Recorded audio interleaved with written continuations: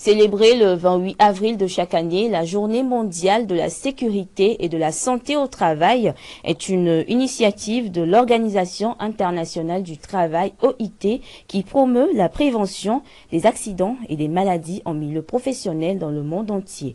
En prélude à cette journée, nous recevons sur ce plateau Dr Silver Kevy, médecin du travail, pour mieux nous éclairer sur l'importance de la médecine du travail. Mais bien avant, nous vous proposons de suivre ce dossier à la signature d'Imana Sibabi Akbo. Pour qu'une entreprise soit performante, il lui faut des employés en bonne santé. Cependant, dans la plupart des entreprises, les salariés sont exposés à des risques et contraintes qui ont toujours des conséquences sur le corps et l'esprit. Le travail est source d'autonomie, procure bonheur et joie de vivre. Du moins, c'est la première perception que l'on a sur la chose. Mais la réalité n'est pas souvent ce que l'on croyait. Beaucoup d'employés éprouvent des difficultés dans l'exercice de leur travail, pouvant mettre en péril leur santé et leur sécurité. En fin de compte, cela impacte le chiffre d'affaires qui dégringole. Chaque année, le 28 avril est dédié à la Journée mondiale de la santé et la sécurité au travail. Objectif, rendre hommage aux victimes des accidents et maladies du travail. Promouvoir la culture de la sécurité.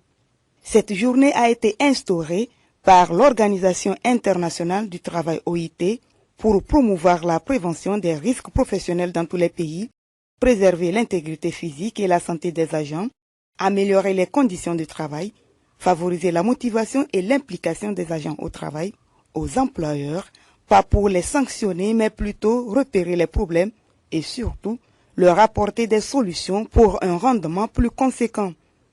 Un salarié qui travaille dans un environnement sain et qui bénéficie de ses droits sera plus productif.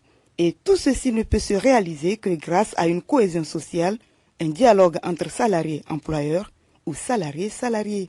D'où le thème de cette édition, agir ensemble pour instaurer une culture positive de la sécurité et de la santé. Bonjour docteur. Bonjour madame. Ravi de vous avoir sur ce plateau. Ravi également. Alors, le 28 avril de chaque année, on célèbre la Journée mondiale de la sécurité et de la santé au travail. Déjà, je rappelle que vous êtes médecin du travail. Dites-nous, qu'est-ce qui fait la particularité de la santé au travail par rapport à tous les autres aspects de la santé? D'accord, merci. Disons que la santé au travail, c'est une spécialité médicale qui est essentiellement préventive. Donc, elle va allier des actions dans l'environnement du travail. Donc, on va sur l'environnement du travail du personnel pour voir les différents dangers qu'il y a dans son milieu professionnel. Donc, que ce soit les dangers physiques, la luminosité qui est très forte, la température qui est très élevée. Donc, on va voir tous ces éléments-là. Autre élément, on va voir aussi les dangers chimiques. Donc, les produits chimiques que l'agent utilise dans son environnement. En plus de cela, il y a des éléments qui sont dangereux, qui sont par exemple les éléments qui sont liés aux relations même interpersonnelles, les relations psychosociaux. Donc on va voir ces éléments-là. Les aspects ergonomiques, la manière dont les machines sont conçues au niveau du milieu du travail. Donc on va sur le terrain dans un premier temps, donc essentiellement préventif.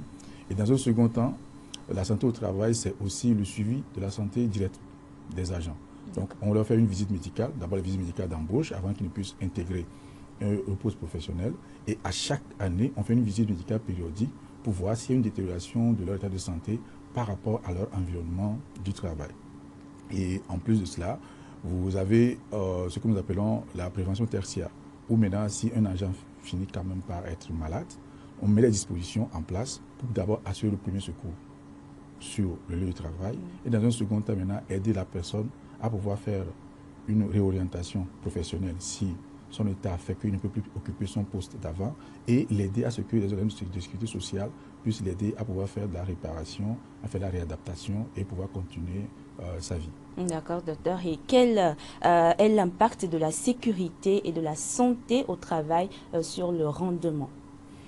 Disons que quand on parle de l'impact, il faut voir qu'est-ce que la sécurité santé au travail amène de plus pour un travailleur. Disons que quand vous voulez travailler et on vous demande un travail, on demande 10 choses à faire. Et qu'à la fin de la journée, vous arrivez à faire 8, ça veut dire quand même vous avez quand même un bon rendement. Oui. Si vous arrivez à 10, ça veut dire que vous avez un rendement à 100%. Pour le faire, vous avez nécessairement besoin de quoi? D'être en bonne santé, d'être à l'aise, de savoir que vous êtes bien traité dans votre environnement du travail, de savoir que les relations interprofessionnelles sont au beau fixe, c'est-à-dire qu'il y a un bon respect, il n'y a pas d'harcèlement par exemple, que la température qui est dans le milieu du travail est une température appropriée. Est-ce que vous voyez? Oui. L'outil dont vous avez besoin pour faire le travail est approprié. Tous ces éléments-là mis ensemble vont faire que l'agent de santé ou